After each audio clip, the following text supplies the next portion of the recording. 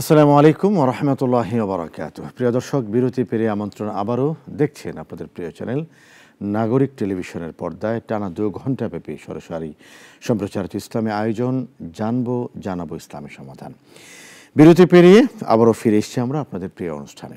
একটি চমৎকার বিষয় নিয়ে আজকে আমরা কথা বলছি। আমাদের বিষয়টি হলো বেদাত ও সংস্কার। আমাদের ঈমান ধ্বংস হয়ে যেতে পারে যে সমস্ত কারণে, এর মধ্যে বেদাত এবং কুসংস্কার অন্যতম।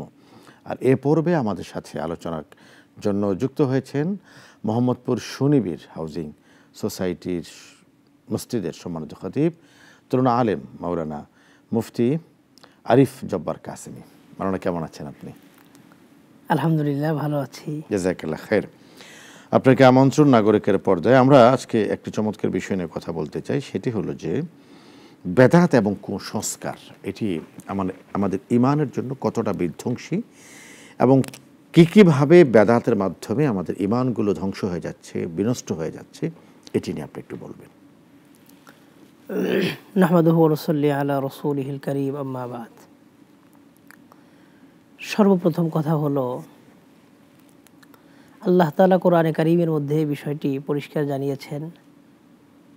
সূরা আলে ইমরান 19 নম্বর আয়াত, আল্লাহ তাআলা বলেন, ইন্নাদ-দীনা ইনদাল্লাহিল ইসলাম। আল্লাহ তাআলার নিকটে একমাত্র মনোনীত সঠিক ধর্মের নাম হলো ইসলাম। পাশাপাশি সূরা আলে ইমরানেরই 85 নম্বর আয়াতেও আল্লাহ বলেন, ওয়ামান ইয়াবতাগি গায়রাল ইসলামি দীনান ফালান ইউকবালা মিনহু ওয়া হুয়া ফিল আখিরাতি মিনাল খাসিরিন। যে ব্যক্তি ইসলাম ব্যতীত অন্য কোনো ধর্মকে তালাশ করবে, খুঁজবে, সে ধর্ম তার কাছ থেকে কবুল করা হবে না। হাসরের মাঠে সে ক্ষতিগ্রস্তদের অন্তর্ভুক্ত হবে। আল্লাহ তাআলা মানুষের জীবন ব্যবস্থার জন্য একটা ধর্মকেই নির্বাচন করেছেন, নির্ধারণ করেছেন, মনোনীত করেছেন, ইসলাম। এর বাহিরে মানুষের যাওয়ার কোনো সুযোগ নাই।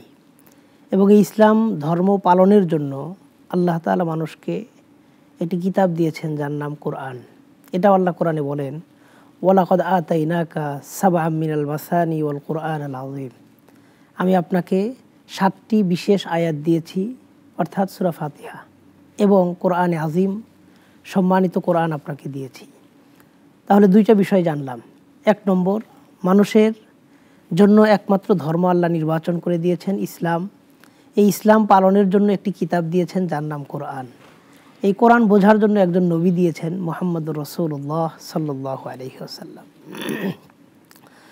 এবং কোরআনের বিশেষ গুণ হিসেবে আল্লাহ এটাও বলেন, মা ফাররাতনা ফিল কিতাবি মিন শাই। কোরআনে কোনো কিছু বর্ণনা করতে আমি বাদ রাখিনি। সব কিছু আল্লাহ কোরআনে বর্ণনা করেছেন। সূরা নাহালের 89 নম্বর আয়াতেও আল্লাহ তাআলা এই ব্যাপারটা বলেন, ওয়ানাজ্জালনা আলাইকাল কিতাবা তিবয়ানান লিকুল্লি শাই ওয়া হুদা ওয়া রাহমা ওয়া বুশরা লিল মুসলিমিন। আমি কোরআনকে মানুষের জন্য হেদায়াত, রহমত, সুসংবাদ হিসেবে নাজিল করেছি। তিবয়ানান লিকুল্লি শাই, সব জিনিসের জন্য বিস্তারিত বিবরণ হিসেবে কোরআনকে নাজিল করেছি। তার মানে বুঝলাম আল্লাহ তাআলা কোরআনে কারিমে সব কিছু মৌলিকভাবে বলে গেছেন এবং রাসূলুল্লাহ সাল্লাল্লাহু আলাইহি ওয়াসাল্লাম ওই বিষয়গুলোকে মানুষের কাছে বিবরণ আকারে তুলে ধরেছেন। তাহলে মৌলিক সংক্ষিপ্ত কথাগুলো কোরআনে আসছে, ওই সংক্ষিপ্ত কথাগুলোর বিবরণগুলো হাদিসে আসছে। যেমন 5 ওয়াক্ত নামাজের কথা কোরআনে পাওয়া যায়, কিন্তু কোন নামাজ কত রাকাত পড়ব, ফজর যে 2 রাকাত পড়ি, মাগরিব 3 রাকাত পড়ি, জোহর 4 রাকাত পড়ি, আসর 4 রাকাত, এশা 4 রাকাত পড়ি। আপনি যদি পুরো কোরআনে আপনাকে দেওয়া হয় যে আপনি একটু দেখান ফজর কোথায় 2 রাকাত পড়ব, মাগরিব কেন 3 রাকাত পড়ব, তো এই বিষয়গুলো আপনি কোরআন থেকে রাকাত সংখ্যাটা স্পেসিফিকলি আপনি দেখাতে পারবেন না। এটা কোরআনের আকিমুস সালাহ, এই বিধানগুলো জিবরাইল আমিনকে আল্লাহ তাআলা রাসূল সাল্লাল্লাহু আলাইহি ওয়াসাল্লামের কাছে পাঠায়া এই বিষয়গুলো শিক্ষা দিয়েছেন। তিনি 2 দিন ইমামতি করেছেন। 5 10 ওয়াক্ত নামাজ একদিন আউয়াল ওয়াক্তে পড়িয়েছেন, একদিন আখির ওয়াক্তে পড়িয়েছেন। বুঝাই দিয়েছেন যে আপনার হাযা ওয়াক্তুকা ওয়া ওয়াক্তুন লি উম্মাতিকা, এই যে আমি একটা নামাজ পড়াইলাম এর মাঝখানের সময়টা হলো এই নামাজের ওয়াক্ত হিসাবে আপনার জন্যও এবং আপনার উম্মতের জন্যও। এই বিষয়টা জিবরাইল আমিনের মাধ্যমে রাসূল সাল্লাল্লাহু আলাইহি ওয়াসাল্লামকে সরাসরি আল্লাহ শিক্ষা দিয়েছেন। তো এটা আমাদের জন্য অকাট্য দলিল। এই জন্যই রাসূল সাল্লাল্লাহু আলাইহি ওয়াসাল্লামের বিষয়টিকে, তার কথা মানতে হবে, তার নীতি আদর্শ পথ ও পদ্ধতিকে জীবনের সর্বাগ্রে প্রাধান্য দিতে হবে। এই ব্যাপারটাও আল্লাহ কোরআনে উল্লেখ করেছেন। সূরা হাশরের ৭ নম্বর আয়াতে আল্লাহ বলেন, মা আতাকুমুর রাসূলু ফাখুযুহু ওয়া মা নাহাকুম আনহু ফান্তাহু। রাসূল তোমাদেরকে যা দেন সেটা তোমরা গ্রহণ করো, আর যেই জিনিস থেকে তোমাদেরকে নিষেধ করেন সেখান থেকে তোমরা বিরত থাকো। এটাও আল্লাহ তাআলার আদেশ। তাহলে রাসূল যা বলেন সেটা মানতে হবে, এটা আল্লাহর আদেশ। শুধু রাসূলের কথা হিসেবেই মানব বিষয়টা এরকম না, এখানে আল্লাহরও কথা আছে, আল্লাহরও আদেশ আছে। পাশাপাশি এবার আসেন, আপনি যে প্রশ্নটা করেছেন, বিদআত মানুষকে আস্তে আস্তে দিন থেকে সরিয়ে দেয়, ঈমান হারা করার পথে বেদাত দাঁড় করিয়ে দেয় মানুষকে। এটা কেন? এটা জানার জন্য বিদআত কাকে বলে, তার শাব্দিক অর্থটা কি এবং তার পারিভাষিক অর্থ কি, এই ব্যাপারটা আমাদের বাধ্যতামূলকই জানা উচিত। তো বিদআত বলা হয়, আর শাব্দিক অর্থ হলো ইহদাসু শাইইন জাদিদিন মিন গায়রি মিসালিন সাবিকিন। অর্থ হলো নতুন কোনো জিনিস আমি আবিষ্কার করলাম যার ইতিপূর্বে কোনো দৃষ্টান্ত ছিল না। ইতিপূর্বেও যদি কোনো দৃষ্টান্ত থাকে ওই জিনিসটাকে বিদআত বলা হবে না। দৃষ্টান্তহীন, আগে যে কোনো দৃষ্টান্ত ছিল না এমন কোনো কিছুকে আবিষ্কার করার নামই হলো বিদআত। এই জন্যই দেখেন আল্লাহ তাআলা নিজের নামের শুরুতে বলেছেন বাদিউস সামাওয়াতি ওয়াল আরদ। আল্লাহ আসমান জমিনের আবিষ্কারক। তার মানে ইতিপূর্বে কোনো জিনিস দেখে আল্লাহ এটা আবিষ্কার করেছেন বিষয়টা এমন না। এই জন্য আল্লাহ নিজের জন্য বাদিউস সামাওয়াতি ওয়াল আরদ এই শব্দটা আল্লাহ ব্যবহার করেছেন। এটা হলো শাব্দিক অর্থ, যে দৃষ্টান্তহীন নতুন কোনো জিনিসকে আবিষ্কার করাকে বিদআত বলে। পারিভাষিক অর্থ কি? সেটা হলো ওয়াহিয়াত তরিকাতুল মুখতারিআতু ফিদ্দীন ইউকসাদু বিহা আল গুলুউ লিতাআব্বুদি লিল্লাহি সুবহানাহু ওয়া তাআলা। দ্বীনের মধ্যে নতুন কোনো জিনিসকে আবিষ্কার করা যার দ্বারা উদ্দেশ্য হয় ইবাদত এবং আল্লাহর নৈকট্য অর্জন করা উদ্দেশ্য হয়। এই বিষয়টা খুব জরুরি যে আল্লাহর নৈকট্য অর্জন করার জন্য আমি একটা জিনিসকে আবিষ্কার করলাম এবং ওইটাকে আমি দ্বীনের অংশ মনে করলাম। This is very dangerous point, যে আমি একটা জিনিস দ্বীনের মধ্যে আবিষ্কার করলাম, ওইটাকে ইবাদত মনে করলাম, আল্লাহর নৈকট্য অর্জনের মাধ্যম মনে করলাম। এই ব্যাপার সম্পর্কে ইমাম মালিক রাহিমাহুল্লাহ তিনি একটি চমৎকার কথা বলেছেন। ইমাম মালিক রাহিমাহুল্লাহ বলেন, মান আহদাসা বিদআতান ইয়ারাহা হাসানাতান, যেই ব্যক্তি ইসলামের মধ্যে কোনো নতুন জিনিসকে আবিষ্কার করলো এবং এটাকে সে উত্তম মনে করলো, তো ইসলামের জন্য এটা উত্তম, মানুষের জন্য এটা কল্যাণকর, এটা ভালো, এটা যদি কেউ মনে করে ফাকাদ জাআমা আন্না মুহাম্মাদুন সাল্লাল্লাহু আলাইহি ওয়াসাল্লাম ক্বাদ খানার রিসালা, সে কেমন যেন এরকম ধারণা করলো যে মুহাম্মদ সাল্লাল্লাহু আলাইহি ওয়াসাল্লাম তিনি তার রিসালতের দায়িত্ব পালন করতে গিয়ে খিয়ানত করেছেন। রাসূল করিম সাল্লাল্লাহু আলাইহি ওয়াসাল্লাম তো উম্মতের জন্য পূর্ণাঙ্গ কল্যাণকে তিনি দিয়ে গিয়েছেন। এখন আমি যদি এর মধ্যে এমন কিছু আবিষ্কার করার চেষ্টা করি যেটা রাসূল করিম সাল্লাল্লাহু আলাইহি ওয়াসাল্লাম ওনার ইয়ের বাইরে, কি বলে এটাকে, হাদিসের বাইরে, সুন্নাহর বাইরে, তাহলে তো মনে হচ্ছে যে আমি আসলে আল্লাহ রাসূলের সেই সীমানাতে সন্তুষ্ট না। আমি আসবো আপনার কাছে, মাওলানা আরিফ জব্বার একজন দর্শক আছেন আমাদের সাথে। আসসালামু আলাইকুম ওয়া রাহমাতুল্লাহি ওয়া বারাকাতুহু। প্রিয় দর্শক, কে বলছেন, কোত্থেকে? ওয়ালাইকুম সালাম। জি বোন, প্রশ্ন করুন। আমার একটা প্রশ্ন ছিল। প্রশ্নটা হলো যে আমি যতদূর জানি, আমার হয়তো ভুল হইতে পারে, আমাদের হযরত মুহাম্মদ সাল্লাল্লাহু আলাইহি ওয়াসাল্লাম খুব অল্প আহারী ছিলেন, মানে উনি খুব কম খেতেন। তো আমি একজন ডায়াবেটিসের রোগী হিসাবে আমি তো এরকম একবেলা খেয়ে থাকতে পারি না, আমাকে তো 2 ঘন্টা পর পর কিছু না কিছু খেতে হয়। তাহলে এটা কি আমার, ওনার যে সুন্নত, এটা কি আমার ব্যাহত হচ্ছে? আমি কি ওনার সুন্নত থেকে বের হয়ে যাচ্ছি? আরেকটা কোশ্চেন করা যাবে? জি প্লিজ। আচ্ছা, অনেক সময় দেখা যায় যে আমরা টেলিভিশনে আপনাদের এই প্রোগ্রামগুলি যখন দেখি তখন আমাদের মসজিদে আজান হইতে থাকে। তো এই সময় কি আমি টিভিটা মিউট করে আজানের জবাব দেব, না আপনাদের মানে এই যে ইম্পর্টেন্ট কথাগুলি বলছেন সেগুলি শুনবো? কোনটা আমাকে আগে করতে হবে? আরো একটা কোশ্চেন আছে, প্লিজ। সেটা হলো যে আমি যতদূর জানি মানুষকে কর্জে হাসান দেওয়া খুব ভালো কাজ, জি। কিন্তু এখনকার জমানায় দেখা যাচ্ছে কাউকে যদি আমি কর্জে হাসানা দেই তাহলে দেখা যাচ্ছে সে ওই টাকাটা মেরে দিচ্ছে, সেই টাকাটা আর ফেরত দিচ্ছে না, যদিও বা লেখা থাকে কিংবা সাক্ষী থাকে, দিয়েই দিব করে দিচ্ছে না। আচ্ছা, এতে কি আমার সওয়াব ব্যাহত হচ্ছে? আর যে এই কাজটা করছেন সে কি গুনাহগার হচ্ছেন? Thank you. অনেক ধন্যবাদ আমার প্রিয় বোন। আমরা 3টা প্রশ্ন পেয়েছি আপনার কাছ থেকে। আপনি আমাদের সাথে থাকুন, আমরা প্রশ্ন উত্তর জানানোর চেষ্টা করবো ইনশাআল্লাহ তাআলা। মাওলানা আরিফ জব্বার, আপনি খুবই চমৎকার বলছিলেন। আরেকজন দর্শক আছেন। আসসালামু আলাইকুম ওয়া রাহমাতুল্লাহি ওয়া বারাকাতুহু।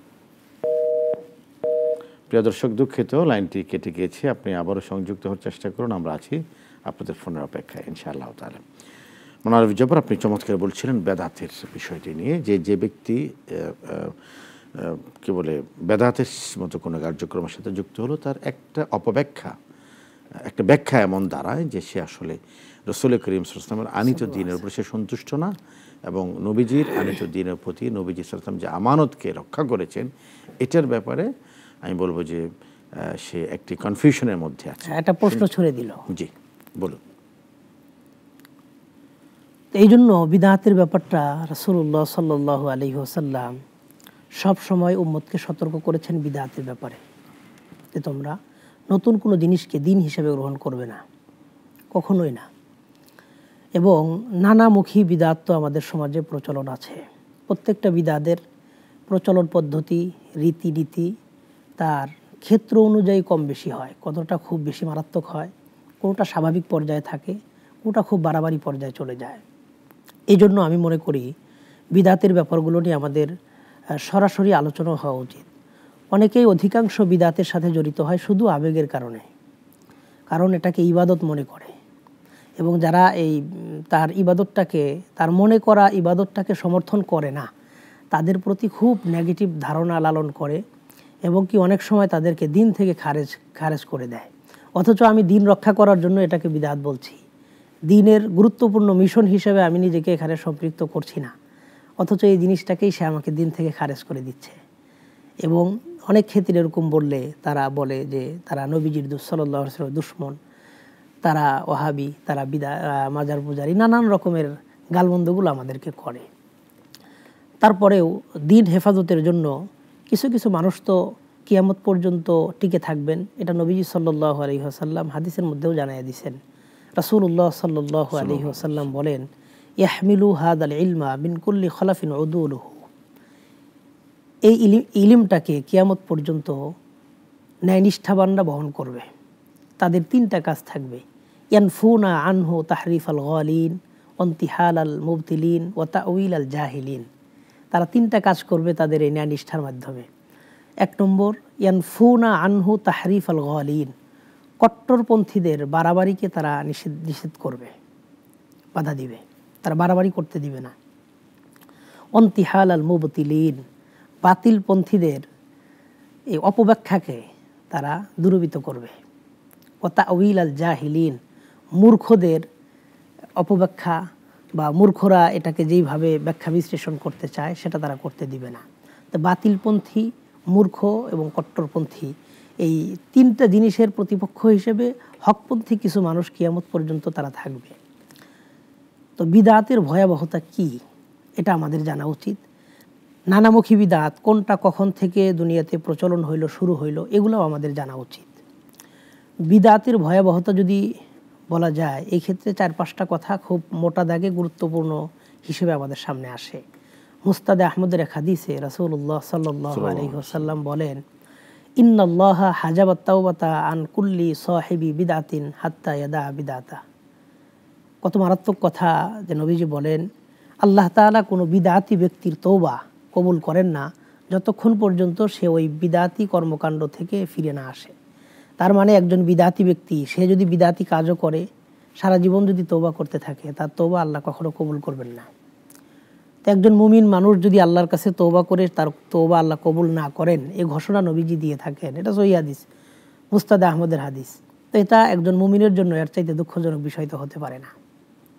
এই একটা ভয়াবহতা শুনলাম যে বিদআতি ব্যক্তি কর্মকাণ্ড ছেড়ে দেওয়ার আগ পর্যন্ত তার তওবা কবুল হয় না।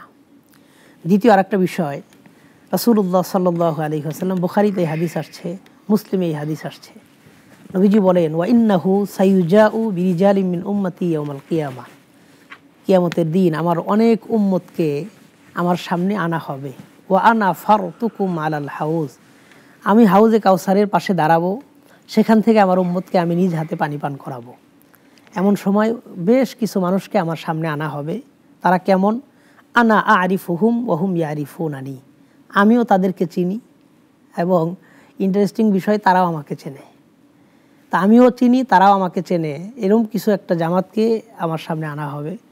সুম্মা ইউহালু বাইনি ওয়া বাইনাহুম, এরপরে তাদের আর আমার মাঝখানে একটা পর্দা ফেলে দেওয়া হবে। আমি তাদেরকে পানি পান করাইতে আগ্রহী হব, কিন্তু আমাকে সে সুযোগ দেওয়া হবে না। তো আল্লাহ তাআলার কাছে রাসূলুল্লাহ সাল্লাল্লাহু আলাইহি ওয়াসাল্লাম বলবেন ইন্নাহুম মিন্নি, আর এক হাদিসে আসছে ওয়া ইন্নাহুম মিন উম্মতি, আল্লাহ এরা তো আমার উম্মত, আপনি আমাকে পানি পান করানোর সুযোগটা দেন। তখন আল্লাহ তাআলা বলবেন ইন্নাকা লা তাদরি মা আহদাসু বাদাকা, রাসূল আপনি জানেন না আপনার এই সমস্ত মানুষেরা আপনি চলে আসার পরে দিনের মধ্যে কি কি পরিবর্তন করেছে। ইন্নাকা লা তাদরি মা আহদাসু বাদাকা, মা বাদ্দালু বাদাকা, দুই রকম রেওয়ায়েতে দুই রকম শব্দ আসছে। আপনার ইন্তেকালের পরে তারা দিনের মধ্যে কমবেশি করেছে, উলট পালট করেছে, এই জন্য আপনি চাইলেও তাদেরকে এখন আর পানি পান করাইতে পারবেন না, আপনি তো সেটা জানেন না তারা কি কি কাজ করেছে। তখন রাসূল সাল্লাল্লাহু আলাইহি ওয়াসাল্লাম বলবেন সুহকান সুহকান লিমান গায়্যারা বাদি, আমার রেখে আসা দিন যারা পরিবর্ধন করেছ তারা আমার কাছ থেকে এই দিনে দূর হয়ে যাও, দূর হয়ে যাও। তাহলে বিদআতের 2 নম্বর ভয়াবহতা আমরা জানলাম, ওই ব্যক্তির নসিবে হাউজে কাউসারের পানি নসিব হবে না, সে হাসরের মাঠে রাসূলুল্লাহ সাল্লাল্লাহু আলাইহি ওয়াসাল্লামের কাছ থেকে হাউজে কাউসারের পানি পান করার অধিকার হারাবেন বিদআতি ব্যক্তি। মানে একজন মুমিনের জন্য যে রাসূলুল্লাহ সাল্লাল্লাহু আলাইহি ওয়াসাল্লাম তার পক্ষ থেকে মুখ ফিরিয়ে নিলেন, হ্যাঁ, এর থেকে ভয়ঙ্কর বিষয় তার হতে পারে না। তার তো দুনিয়াও ধ্বংস হলো, আখিরাতও ধ্বংস হলো। একটা আল্লাহ মুখ ফিরিয়ে নিয়েছেন, তওবা কবুল করবেন না। জি, রাসূলুল্লাহ সাল্লাল্লাহু আলাইহি ওয়াসাল্লাম মুখ ফিরিয়ে নিয়েছেন, হাউজে কাউসারের পানি পান করাবেন না। আল্লাহ আমাদেরকে হেফাজত করেন। আমরা আরও বিস্তারিত আলোচনা আপনার কাছ থেকে শুনতে চাই, এবং বিশেষ করে আমাদের যে আমলগুলির মধ্যে যে সকল বিখ্যাত বেদাত আছে, মানে আমাদের সমাজে যে বেদাতগুলি, বিখ্যাত না কুখ্যাত বলে, জাযাকাল্লাহ খাইর, সমাজে প্রচলিত কিছু বেদাত নিয়ে আপনি আমাদেরকে বলবেন।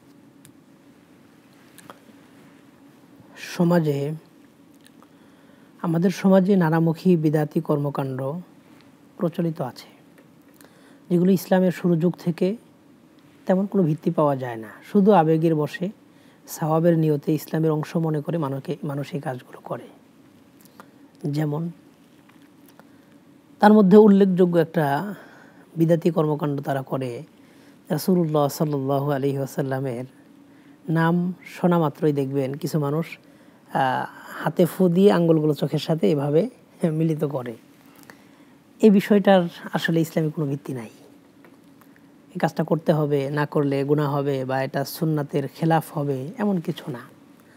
এতটুকু তো জায়েজ আছে যে রাসূলুল্লাহ সাল্লাল্লাহু আলাইহি ওয়াসাল্লামের নাম পড়ে যদি হাতে ফু দিয়ে তার চোখে কোনো অসুবিধা থাকে, সে যদি শিফা হিসেবে সেটা নেয় যে আমি এই উসিলায় যদি আল্লাহ আমার চোখটাকে ভালো করেন, তো এটা জায়েজের পর্যায়ে যায়। বাকি আজানের পরে সাথে সাথে হাতে ফু দিয়ে তার চোখের সাথে হাত মিলানো, এটার তেমন কোনো শরীর ভিত্তি নাই।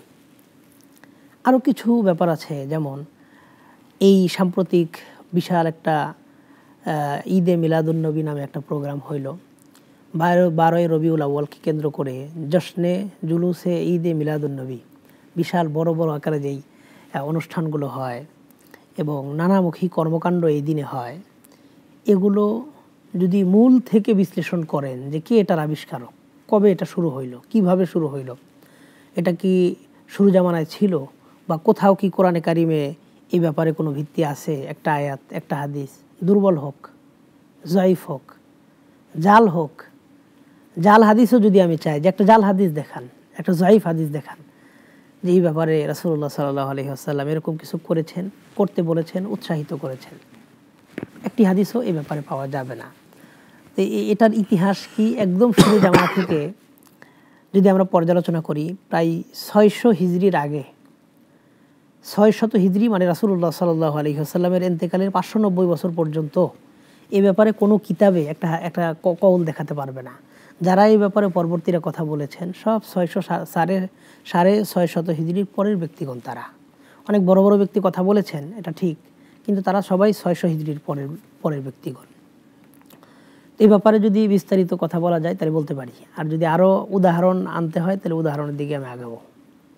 জি, আমরা একটু করে যাই। হ্যাঁ, একটু করে শুনি। বিশেষ করে এই ঈদে মিলাদুন্নবীকে কেন্দ্র করে অনেক বাড়াবাড়ি হয় আমাদের এখানে, আবার কিছু সারাসারি হয়। এই বিষয়টা সর্বপ্রথম আমাদের সমাজে বা মুসলিম বিশ্বে এটার প্রচলন ঘটিয়েছেন ইরাকের একজন বাদশাহ। তিনি মুসিল প্রদেশের ইরবিল শহরের বাদশা ছিলেন। প্রচুর অপচয়ী একজন শাসক ছিল। তার নাম ছিল আবু সাঈদ মুজাফফর কুকবুরি। কেউ কেউ কুকুরবুগি বলেন, কাউকারি বলেন, নানান রকমের ডেফিনিশন আছে বা এটার ভিন্নতা আছে শাব্দিক উচ্চারণে। তার মূল নাম হলো আবু সাঈদ মুজাফফর। আবু সাঈদ মুজাফফর এই ব্যক্তি প্রথম উদ্যোগ নিলেন যে খ্রিস্টানরা ঈসা আলাইহিস সালামের জন্মদিনকে কেন্দ্র করে বড়দিন পালন করে। তা আমাদের রাসূলুল্লাহ সাল্লাল্লাহু আলাইহি ওয়াসাল্লাম ওনার জন্মদিনকে কেন্দ্র করে ইসলামে কোনো কিছু হয় না। কেন হয় না? তিনি এই থিওরিটা আবিষ্কার করে একটা আয়োজন করলেন। বিশাল বড় 12 তলা বিশিষ্ট একটা গম্বুজ বানাইলেন, 12 তলা বিশিষ্ট। ওই 12 তলার উপরে একটা মঞ্চ বানাইলেন। তিনি ওখানে তার হাওয়ারিয়িনদেরকে নিয়ে দাঁড়ালেন। 30,000 হাফেজে কোরআন ইরাক থেকে নিয়ে একত্রিত করলেন একটা মাঠে। তারা সেখানে দাঁড়িয়ে এক পারা করে প্রত্যেকেই তিলাওয়াত করলেন। 1000 খতম হইল। তিনি 30,000 মুরগি ভুনা করলেন। 10,000, এবং নিশ্চয়ই এটা দেশি মুরগি ছিল, ইরাকের দেশি মুরগি হতে পারে। 10,000 খাসির মাথা ভুনা করলেন। 5,000 খাসি তিনি নিজের উদ্যোগে জবাই করলেন এবং 30,000 প্লেট বানায় হালুয়া, রুটি, গোশত এই নানান কিছু দিয়ে তাদেরকে মেহমানদারি করালেন। সকালে এই কাজটা করলেন, রাতে ওই একই মঞ্চে আবার নাচ গানের আয়োজন করলেন এই লোক। তো যেই বাদশা চাইলেই তো ধর্মীয় কাজগুলো আলেমদের সহযোগিতা ছাড়া বা উপস্থিতি ছাড়া হয় না। এই জন্য একজন আলেমকে ভাড়া করলেন। তার নাম আবুল খত্তাব ওমর ইবনে দেহিয়া। এই নামটা সবসময় মনে রাখবেন।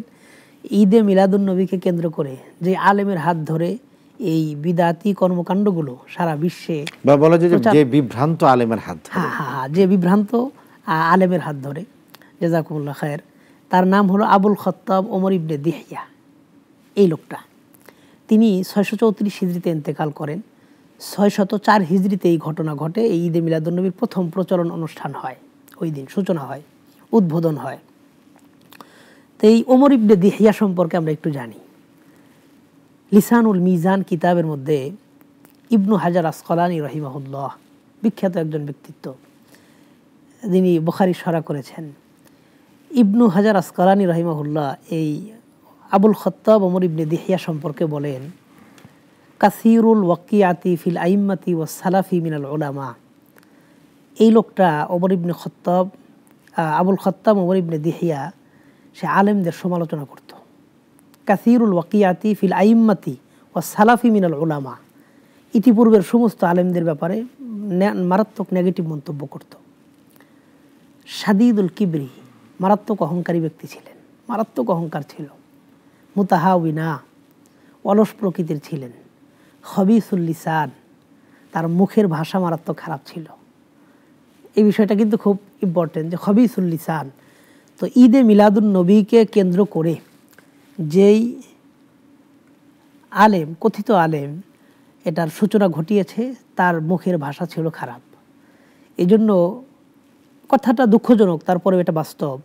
বাংলাদেশেও হক্কানি আলেমদের সাথে যখন দলিল আদিল্লা কথার মজবুতির সাথে সামনে যখন তারা টিকতে না পারে, আমাদের দেশেও কিছু কিছু লোক আছে অল্প বয়স, না এলেম আছে, না হেলেম আছে, না জ্ঞান আছে, না অভিজ্ঞতা আছে, না আমল আছে, কিছুই নাই।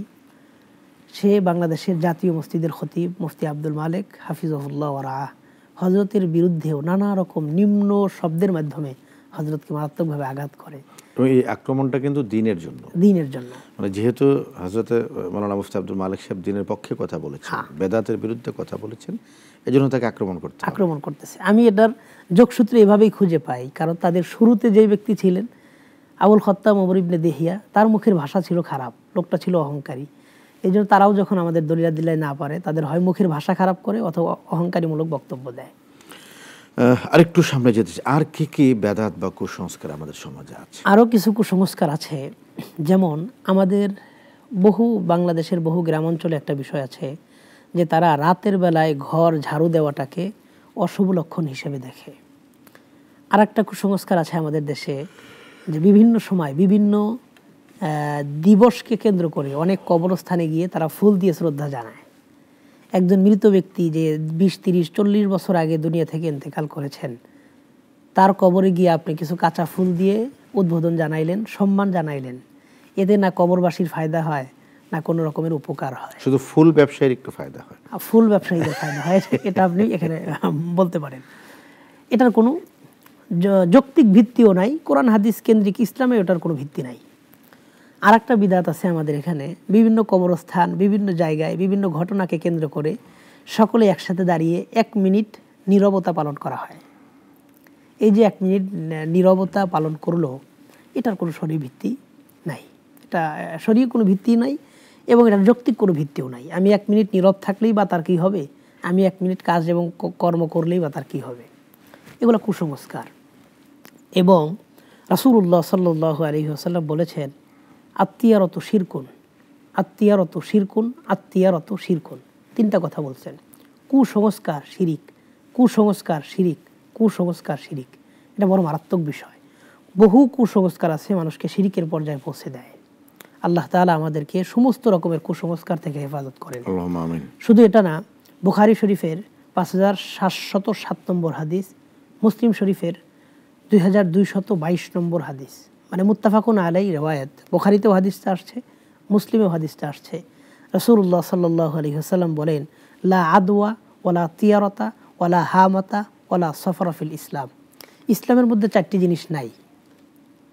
লা আদওয়া, সংক্রমণ ব্যাধির যে বিষয়টা, এটা ইসলামে নাই, ইসলাম এটাকে সমর্থন করে না। ওয়ালা তিয়ারতা, কুসংস্কার, কুলক্ষণ, অশুভ লক্ষণ, এই বিষয়গুলা ইসলাম সমর্থন করে না। ওয়ালা হামাতা, হামা বিষয়টাকে ইসলাম সমর্থন করে না। হামা বিষয়টা কি? সেটা হলো, অনেকেই ধারণা করে যখন কোনো মুরব্বী মানুষ বংশ থেকে চলে যায়, পরিবার থেকে ইন্তেকাল করে, কিছুদিন পরে যদি কোনো নবজাতক আবার ওই বংশে আসে, তো মনে করে যে অমকের আত্মাটা আবার ফিরে আসছে, পুনর্জন্ম যেটা, এটা ইসলাম সমর্থন করে না। আর চতুর্থ হলো ওয়ালা সফর ফিল ইসলাম, ইসলামের মধ্যে সফরবাসকে কুলক্ষণ হিসেবে দেখা, এটা ইসলাম সমর্থন করে না। এটা আরবের একটা রীতি প্রচলন ছিল, এটা সমর্থন করে না। এখন কথা হলো, কুলক্ষণ বিষয়, অশুভ লক্ষণ, অশুভ ভয়, এই ব্যাপারগুলো কেন ইসলাম সমর্থন করে না? কারণ এর মৌলিক একটা কারণ হলো, মানুষের আল্লাহ তাআলা থেকে আস্থা উঠে যায়, তাওয়াক্কুলটা কমে যায়। এই জন্য এই ব্যাপারে ইসলাম কঠোরভাবে মানুষকে নিষেধ করেছে। এবং রাসূলুল্লাহ সাল্লাল্লাহু আলাইহি ওয়াসাল্লামের একটা হাদিস, এটা তিরমিজি শরীফের 2599 নম্বর হাদিস, বুখারীতেও এই হাদিসটা আসছে। বুখারীতে এই হাদিসটা 7 জায়গায় আসছে। একটা হাদিস, রাসূলুল্লাহ সাল্লাল্লাহু আলাইহি ওয়াসাল্লাম বলেন যে, আমি হাসরের মাঠে দেখব বিশাল বড় একটা জামাত জান্নাতের দিকে যাচ্ছে। তা আমি জিজ্ঞাসা করবো, এটা কি আমার উম্মত? তা আমাকে উত্তর দেওয়া হবে, না, এটা আপনার উম্মত না। ও হাদা কওমুহু হাদা কওমু মূসা, হাজা মূসা ওয়া কওমুহু, এখানে মূসা আলাইহিস সালাম আছেন এবং এই সমস্ত মানুষ মূসা নবীর উম্মত, এটা আপনার উম্মত না। ওয়ালাকিন ইনজুর, আপনি তাকান ইলাল উফুক, একদম পিছনের দিকে তাকান, দেখেন বিশাল বড় একটা জামাত, তারা জান্নাতের দিকে যাচ্ছে। নবীজি বলেন, ওয়া কুদ্দামুহুম সাবউনা আলফান ইয়াদখুলুনাল জান্নাতা বিগাইরি হিসাব ওয়ালা আযাব। আমার উম্মতের মধ্য থেকে 70,000 মানুষ তারা জান্নাতে প্রবেশ করবে, লা হিসাবা ওয়ালা আযাব, তাদের আযাবও হবে না, তাদের হিসাবও হবে না। সুবহানাল্লাহ। 70,000 সংখ্যাটা শুনতে মনে হয় অনেক, তারপরেও আমরা যদি খেয়াল করি, ছোট্ট একটা থানার মধ্যেই 5 লক্ষ 6 লক্ষ ভোটার থাকে একটা থানায় বাংলাদেশে। সারা বাংলাদেশে 16 কোটি মুসলমান আছে, সারা বিশ্বে 200 কোটি মুসলমান আছে। বর্তমান বিশ্বে। তো 200 কোটি বর্তমান বিশ্বের মুসলমান থেকে 70,000 সংখ্যাটা কি অনেক বেশি?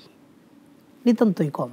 সারা বিশ্বের সমস্ত মুসলমান আগে থেকে পর পর্যন্ত সবাইকে হিসাব করলে একদম গোনার মতোই না, একদমই তুচ্ছ একটা সংখ্যা হয়ে দাঁড়ায় মাত্র 70,000। এই 70,000 কারা? সাহাবীরা নানান রকমের কথা বলতেছিলেন, মনে হয় অমুক, মনে হয় তারা, মনে হয় তারা। এমন সময় রাসূলুল্লাহ সাল্লাল্লাহু আলাইহি ওয়াসাল্লাম ঘর থেকে বের হইলেন। বের হওয়ার পর নবী জিজ্ঞাসা করলেন, তোমরা কি ব্যাপারে কথা বলছো? তখন সাহাবীরা বললেন, আমরা এমন এমন ধারণা করছিলাম। তখন রাসূলুল্লাহ সাল্লাল্লাহু আলাইহি ওয়াসাল্লাম বললেন, প্রশ্ন করা হইলে একজন প্রশ্ন করলেন, মান হুম ইয়া রাসূলুল্লাহ, রাসূলুল্লাহ তারা কারা যারা 70,000-এর মধ্যে জায়গা পাবে? রাসূল সাল্লাল্লাহু আলাইহি ওয়াসাল্লাম বললেন, যাদের মধ্যে 4টা গুণ থাকবে। হুমুল্লাযীনা লা ইস্তারকুন ওয়া লা ইয়াক্তাউন ওয়া লা ইয়াতাতায়্যারুন ওয়া আলা রাব্বিহিম ইয়াতাওয়াক্কালুন। এই 4টে গুণ যাদের মধ্যে থাকবে তারা বিনা হিসেবে, বিনা আযাবে আল্লাহ সুবহানাহু ওয়া তাআলার জান্নাতে প্রবেশ করবেন। সুবহানাল্লাহ। 1 নম্বর লা ইস্তারকুন, যারা কোনোদিন কারো কাছে গিয়ে ঝাড়ফুঁক করায় নাই। দেখেন, ঝাড়ফুঁক বিষয়টা ইসলামে অনুমোদন আছে, জায়েজ, কেউ সন্দেহ করে না। রাসূলুল্লাহ সাল্লাল্লাহু আলাইহি ওয়াসাল্লাম নিজের নাতি হাসান হুসাইনকে ঝাড়ফুঁক করতেন। ইউতাস সিবিয়ান, ছোট ছোট বাচ্চা মদিনা থেকে নিয়ে আসা হইতো, রাসূল সাল্লাল্লাহু আলাইহি ওয়াসাল্লাম ঝাড়ফুঁক করতেন। কিন্তু এই বিষয়টা জায়েজ থাকলেও নবী সাল্লাল্লাহু আলাইহি ওয়াসাল্লাম নিষেধ করে গেছেন, তোমরা এটা করবা না, নিজেরটা নিজে করবা, কারো কাছে গিয়ে লা ইস্তারকুন, এটা বাবে ইস্তিফআলের মাজদার, এর অর্থ হলো তলাবুর রুকিয়া। আপনি কারো কাছে ঝাড়ফুঁকের জন্য যাবেন না, একদম মাজবুর না হইলে। 2 নম্বর ওয়ালা ইয়াক্তাউন, যারা আগুনের মাধ্যমে চিকিৎসা করে নাই। 3 নম্বর ওয়ালা ইয়াতাতায়্যারুন, যারা শুভ লক্ষণ অশুভ লক্ষণ কোনো কিছু থেকে তারা গ্রহণ করে নাই। ভালো একটা জিনিস দেখে মনে করলো আজকে আমার দিনটা ভালো যাবে, একটা কিছু হোঁচট খেয়ে সকালে পড়ে গেছে, মনে করলো আজকে সারা দিনটা খারাপ যাবে। সকালে ঘুম থেকে উঠে কাকের আওয়াজ শুনছে, মনে করবে যে আজকে কেউ মারা যাবে। আবার কোকিলের ডাক শুনছে, মনে করছে আজকে কেউ মেহমান আসবে। এই যে এরকমের যে বিষয়গুলো আছে, এরকম যারা কখনো ধারণা করে নাই। 4 নম্বর ওয়া আলা রাব্বিহিম ইয়াতাওয়াক্কালুন, যারা সব সময় সুখে দুঃখে আল্লাহর উপর ভরসা করেছে। আল্লাহর উপরে সুখে দুঃখে, আনন্দে হাসি খুশি, সুস্থ অসুস্থ, ব্যবসায়িকদের লাভ লস, সবসময় আল্লাহর উপর ভরসা করা উচিত। রাসূলুল্লাহ সাল্লাল্লাহু আলাইহি ওয়াসাল্লাম বলেন, আউয়ালু মা ইউদআ ইলাল জান্নাতিল্লাযীনা ইয়াহমাদুনাল্লাহা ফিস সাররাই ওয়াদ দাররা।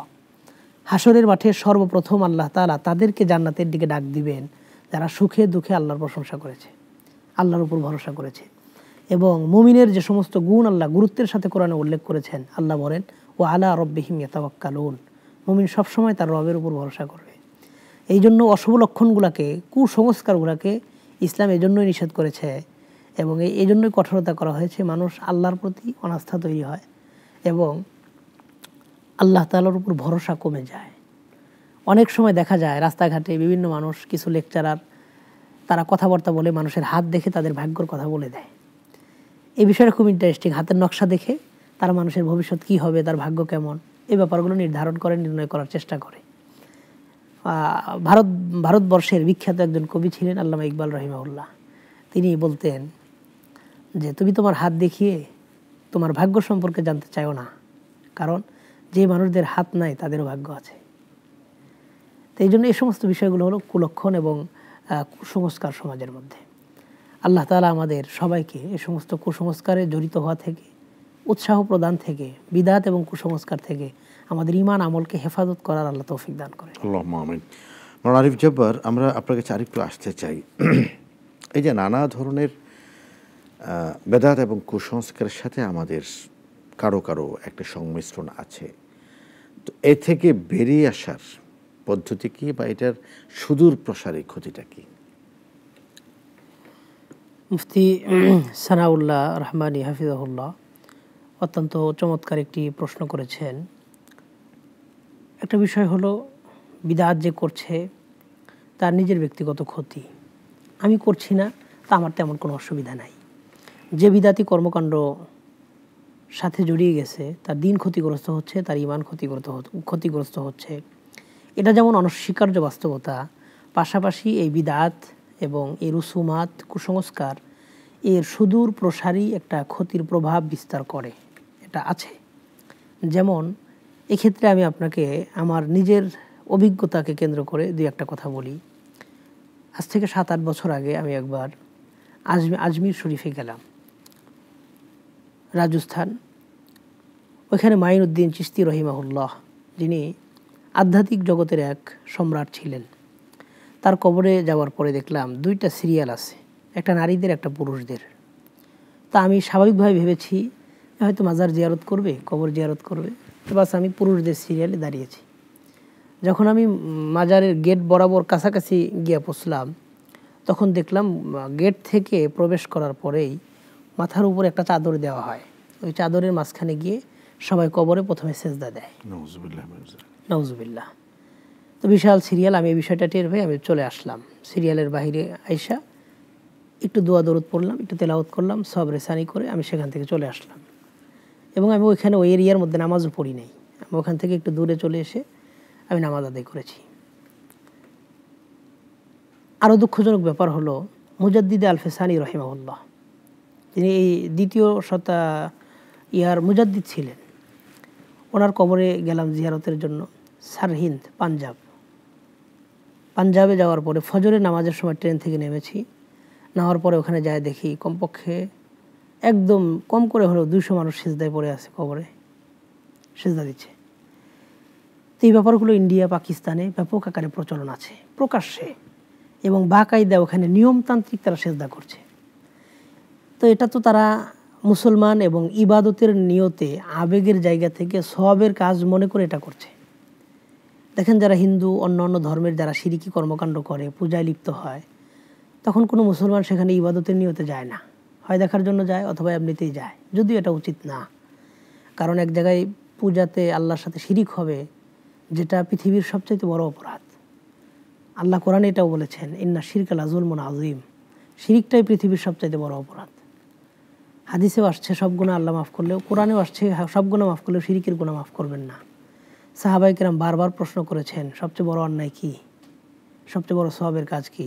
সেখানেও নবীজি বলেছেন যে আনতা জাআলা লিল্লাহি নিদ্দান ওয়া হুয়া খালাকাকা, আল্লাহ তোমাকে বানাইছে আর তুমি আল্লাহর সাথে শিরিক করো, এটাই সবচেয়ে বড় অন্যায়। তা আমি মুসলমান হয়ে একটা পূজার কাছে গেলাম যেখানে আমার আল্লাহর সাথে শিরিকি কর্মকাণ্ড চলতেছে। কোনো ব্যক্তিত্ববান গায়রতওয়ালা, যার মধ্যে সামান্য ন্যূনতম ইমানের ছিটাফোঁটা আছে এবং সে তার ইমানকে অনুভব করতে পারে, সে কখনো কোনো শিরকি কর্মকাণ্ড নিজের চোখে দেখার জন্য যাবে না, এটাকে শুভেচ্ছাও জানাবে না, এটাকে উদ্বোধন করতে যাবে না, দর্শক সারিতেও সে দাঁড়াবে না। কারণ আল্লাহ তাকে দুনিয়াতে পাঠিয়েছেন, এটা তো সবচাইতে বড় অবদান। আল্লাহ তাকে ঈমান দান করেছেন। আমাদের কি যোগ্যতা আছে যে আমরা আমাদের আমলের দ্বারা আমরা ঈমান পাবো? নাই। আমরা নিজেদেরকে আমলের দ্বারা ঈমান পাওয়ার উপযুক্ত ব্যক্তি মনে করতে পারি না, যদি আল্লাহ আমাদেরকে দয়া না করতেন। আমাদের চাইতে ইসলামের প্রতি অবদান অনেক বেশি, এমন বহু মানুষকে আল্লাহ হেদায়েত দেন নাই। রাসূলুল্লাহ সাল্লাল্লাহু আলাইহি ওয়াসাল্লাম চাচাকে আল্লাহ হেদায়েত দেন নাই, রাসূল দোয়া করেছেন আল্লাহ দেন, আল্লাহ দেন নাই। বরং কোরআনে আরও কঠোরভাবে আয়াত নাজিল করেছেন, ইন্নাকা লা তাহদি মান আহবাবতা, আপনি ভালোবাসলে কি ঈমান দিতে পারবেন না, ওয়ালাকিন্নাল্লাহা ইয়াহদি মান ইয়াশা ওয়া হুয়া আ'লামু বিল মুহতাদিন।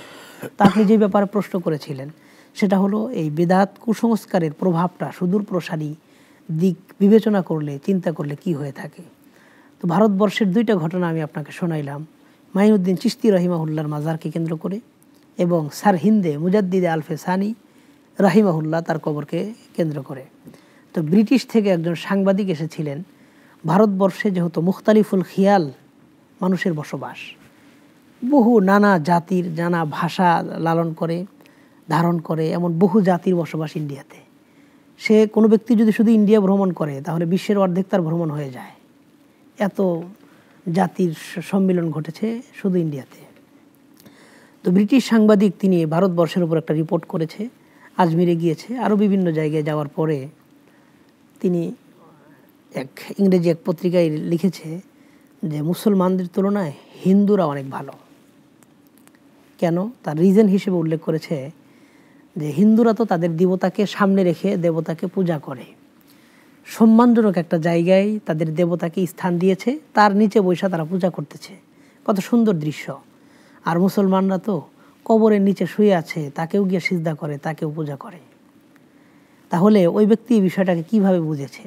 না এটা ইসলামের মৌলিক কোনো বিষয়, না এটাকে ইসলাম সমর্থন করে, না এটাকে ইসলাম সাপোর্ট করে, না এটাকে ইসলাম অনুমোদন দেয়, অথচ উনি এটাকে ইসলামের মূল বিষয় হিসেবে সাব্যস্ত করে হিন্দু এবং মুসলমানদের মতকে তুলনা করতে পারে এমন একটা জায়গায় এটাকে নিয়ে পৌঁছে দিয়েছে।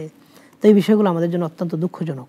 আরও বেদনাদায়ক এবং আফসোসজনক কথা হলো, যে সমস্ত মনীষীগণ সারা জীবন দাওয়াতের কাজ করেছে মানুষকে বেঈমান থেকে ঈমানের পথে আনার জন্য, হেদায়েতের রাস্তা দেখানোর জন্য যারা মেহনত করেছে, আজ তাদের ইন্তেকালের পর, তিরোধারণের পর তাদের কবরে গিয়ে সিজদা দিয়ে হাজারো মানুষ বেঈমান হয়ে যাচ্ছে। যেমন শাহজালাল ইয়ামানি রাহিমাহুল্লাহ, তার বিখ্যাত কথা সবাই জানে, কত হাজার হাজার হিন্দু বৌদ্ধ তার হাতে কালিমা পড়ে মুসলমান হয়েছে। অথচ আজকে আপনি শাহজালাল মাজারে যান, বহু মানুষকে দেখবেন সেখানে বসে গাঞ্জা খাচ্ছে, সেখানে বসে শিরকি কর্মকাণ্ড করছে, বেপর্দায় নারীদের অবাধ চলাফেরা চলছে, সেখানে গান হচ্ছে, সিজদা হচ্ছে, এই সমস্ত কাজ। তারা ছিলেন দ্বীনের জন্য একজন সাধক, একজন সফল দায়ী আহ্বায়ক, অথচ তার কবরকে কেন্দ্র করে হাজারো মানুষ ঈমান থেকে ঈমান হারা হয়ে যাচ্ছে। তো একজন মানুষ মুসলমান হিসেবে এর চাইতে আফসোসের কোনো বিষয় আর হতে পারে না। আল্লাহ তাআলা আমাদেরকে কুসংস্কার বিদআত থেকে একদম শুরু থেকে আল্লাহ ফেরার তৌফিক দান। কিছু বেদাতের কথা আপনার কাছ থেকে আমরা জানতে চাই, যে বেদাতগুলি আপনি ভারতেও দেখেছেন বলেছেন বা বাংলাদেশেও চলছে। এ ধরনের কি কি বেদাত বা কুসংস্কার আমাদের ঈমানকে ধ্বংস করতে পারে? এর মধ্যে বেশ কয়েকটা বিদাত তো আমি শুরুতে উল্লেখ করলাম, যে কবরকে কেন্দ্র করে আমাদের এখানে অনেকগুলো বিদাত কায়েম হয়। কবরকে অনেক উঁচু জায়গায় কবর দেওয়া হয়, কবরকে পাকা করা হয়, কবরের উপরে সুন্দর করে মাজার বানানো হয়। এই কবরকে কেন্দ্র করে আমাদের অনেক বাড়াবাড়ি হয়। আশ্চর্যজনক বিষয় হলো, দেখবেন মাজারে কবর পাকা করে খুব সুন্দর উঁচা করে সবুজ গালিচা দিয়ে সেটা ঢাকা আছে, তার আশেপাশে হাজার হাজার লক্ষ লক্ষ টাকা মানুষ দান করতেছে, বস্তা কি বস্তা সেখান থেকে টাকা সরানো হচ্ছে। অথচ মাজারের পাশে একজন ফকির বসা, গরিব বসা, তাকে কেউ কখনো 20 টাকা 30 টাকা 50 টাকা দিচ্ছে না। তো যে লোকটা মারা গেছে, কবরে আছে, তার তো টাকার প্রয়োজন নাই, তাকে কেন টাকা দিতে হবে? যার টাকার প্রয়োজন আছে তাকে কেউ টাকা দিচ্ছে না। এই যে একটা বিষয়, মানুষের চিন্তার কতটুকু দৌরাত্ম্য এবং কতটুকু কতটুকু দৈন্যতা এখানে প্রকাশ পায়। এই বিষয়গুলো সাধারণ মানুষ যদি তার বিবেক খাটায়, তো এটা কি বাড়াবাড়ি নয়? নিঃসন্দেহে এটা অনেক অতিরঞ্জন এবং বাড়াবাড়ি। আমি সিরাজগঞ্জে গিয়েছিলাম, এনায়েতপুর, বিশাল বড় মাজার। ওইখানে যায় দেখি কবরের উপর একটা ফ্যান চলতেছে। কবর খুব সুন্দর পাকা করা, উপরে একটা সুন্দর ফ্যান, খুব দামি একটা ফ্যান চলতেছে। তা আমি খাদেমকে রসিকতার ছলে ডাক দিয়ে জিজ্ঞাসা করেছিলাম যে, আপনার পীর সাহেব যদি ভালো হয়ে থাকেন, তিনি তো নিঃসন্দেহে ভালো, তিনি যদি ভালো হয়ে থাকেন, জান্নাতে আছেন, তো জান্নাতে তো এই ফ্যানের প্রয়োজন নাই। আর আল্লাহ না করুক, তিনি যদি জাহান্নামে যায় থাকেন, এই ফ্যানে কোনো কাজ হবে না। তো তিনি আমাকে জবাব দিয়ে বলেছিলেন, আসলে আমি তো মাজারের ছোট একজন খাদেম, এ ব্যাপারে আমার কোনো কিছু জানা নাই। আমার শুধু দায়িত্ব হলো এটা পরিষ্কার রাখা এবং এটা নিরাপত্তার সিকিউরিটি হিসেবে কাজ করা। তো কবরকে কেন্দ্র করে অনেক বাড়াবাড়ি আছে। তারপরে আরেকটা বাড়াবাড়ি হয় মিলাদকে কেন্দ্র করে, আরেকটা বাড়াবাড়ি হয় ঈদে মিলাদুন নবীকে কেন্দ্র করে, আরও কিছু বাড়াবাড়ি হয় মুহররমকে কেন্দ্র করে, আরও কিছু বাড়াবাড়ি আছে, ছাড়াছাড়ি আছে শবে বারাতকে কেন্দ্র করে, লাইলাতুল কদরকে কেন্দ্র করে। এই বিষয়গুলো আছে যেগুলো জাতীয়ভাবে সারা দেশেই সমানভাবে প্রচলিত। এছাড়া আঞ্চলিক কিছু ব্যাপার থাকে যেগুলো প্রত্যেকটা এলাকাতেই আলাদা আলাদা কিছু বিষয় থাকে। অনেক সময় দেখা যায় যে নানান কিছু লিখে বিভিন্ন ঘরে টানিয়ে দেওয়া হয়, নকশা আঁকায়া বিভিন্ন জায়গায় ব্যবসায়িক প্রতিষ্ঠানে রাখা হয়। এগুলো যদি কোরআন ও হাদিস দ্বারা প্রমাণিত কোনো দোয়া হয়, সূরা ইয়াসিনের নকশা হয়, আয়াতুল কুরসির নকশা হয়, সেখান থেকে যদি তাবাররুক উদ্দেশ্য হয়, বরকত চাওয়া হাসিল করা মাকসাদ হয়, তাহলে তেমন কোনো অসুবিধা নাই। আর ইসলাম সমর্থন করে না এমন যে কোনো বিষয়, যে কোনো কারো কাছ থেকে কোনো তাবিজ নেওয়া, বৌদ্ধ একজন কবিরাজ, হিন্দু একজন কবিরাজ, তাদের কাছ থেকে চিকিৎসা গ্রহণ করা মুসলমানের জন্য সবচাইতে সতর্কতার বিষয় হবে, এগুলোকে এড়িয়ে চলা। জাযাকাল্লাহ খায়ের মুফতি আরিফ জব্বার কাসেমী। আমি একেবারে শেষ পর্যায়ে চলে এসেছি। বেদাত থেকে বাঁচার ক্ষেত্রে আমাদের মূলনীতি কি হবে? জাযাকুমুল্লাহ আহসানাল জাযা। বিদআত থেকে বাঁচার জন্য আমরা দুইটা বিষয়কে খুব গুরুত্বের সাথে সবসময় বলে থাকি, আজকেও বলছি। সেটা হলো, বিদআত থেকে বাঁচার জন্য মূল স্লোগান হবে, আমরা সুন্নাহ মোতাবেক জীবনযাপন করব। সুন্নাহ সব ক্ষেত্রেই, আমলের ক্ষেত্রে আমরা সবসময় প্রাধান্য দিব এটা সুন্নাহ কিনা, রাসূলুল্লাহ সাল্লাল্লাহু আলাইহি ওয়াসাল্লাম করেছেন কিনা, খোলাফায়ে রাশিদিন থেকে এই ব্যাপারে আসার আছে কিনা, রিওয়ায়াত আছে কিনা। পরবর্তীতে বিজ্ঞ ওলামায়ে কেরাম এটাকে দ্বীনের কোন স্তরে রেখেছেন সে বিষয়টাকে আমরা সবসময় ফলো করব, দেখব, মূল কিতাবের সাথে মিলাবো।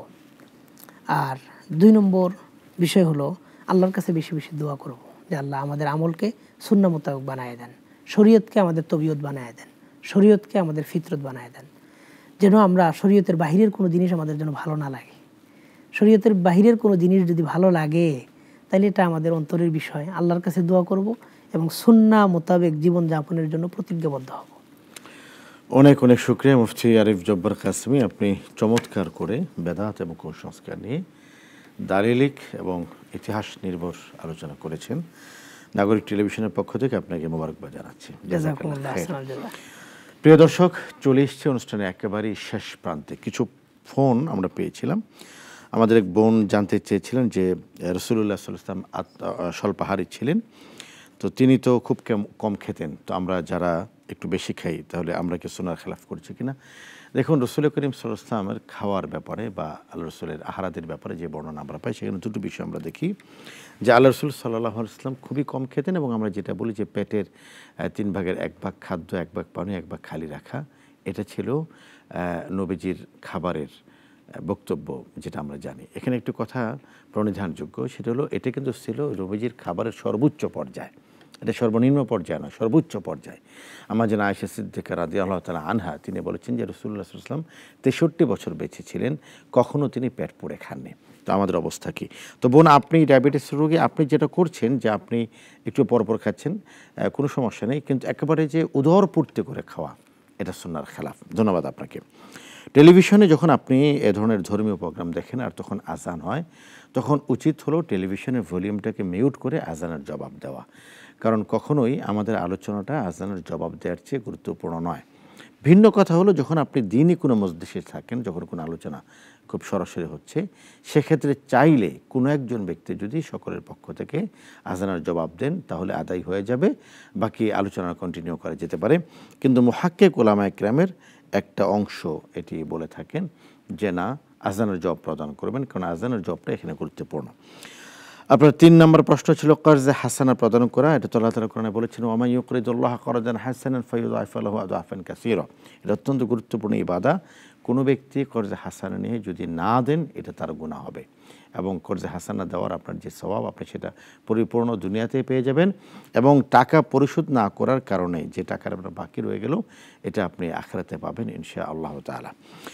প্রিয় দর্শক, এই ছিল আমাদের আজকের আয়োজন। আমরা বিদায় নেব, অথবা বিদায় নেবার আগে আজকে দুজন অতিথির কাছ থেকে আমরা চমৎকারভাবে বেদাত সম্পর্কে জানার চেষ্টা করেছি, কুসংস্কার সম্পর্কে জানার চেষ্টা করেছি।